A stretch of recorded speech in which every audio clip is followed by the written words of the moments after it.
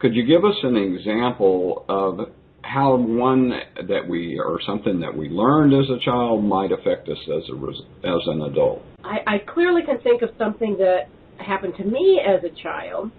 And even before I say that, though, let me just suggest to everyone that a good way to begin the examination of those things that may be affecting you is to simply look at those areas of your life where things aren't coming together the way you would desire them to.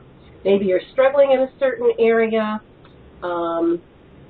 you're not maybe happy with the results in a certain area. Whatever it is, it's just not happening the way you want to. And whenever that happens, it's a good indicator that you may have a belief that's not serving you. So that's one way of figuring out where those beliefs may lie. So you can begin to look back and examine them. And now I'll be vulnerable and personal here with my life experience.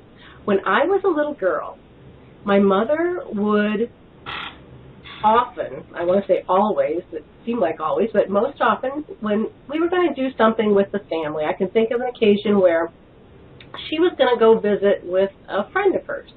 And for whatever reason, she was going to take my sister and me with her. So whenever we were going to go to these adult situations, and we're children in kindergarten age or so, she'd sit us down and she'd say, now we're going to go over to Mrs. Smith's house, and you'll sit there like a good little girl, and you're going to let Mrs. Smith and I talk, and, and then we'll leave when, we're ready to leave. So you'll just, be a good little girl during that time. Do you think you can do that? And of course, I don't remember my sister, but I'm just saying, well, sure, Mom, I can do that. And of course, I'm a good little girl when we go over to Mrs. Smith and we talk.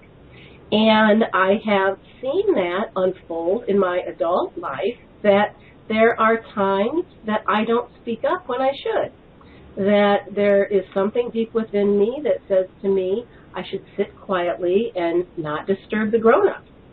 And so I have begun to examine that and to make conscious choices of how I want to change my life now, so that as an adult I can do the things that I need to do and desire to do to affect change in my life.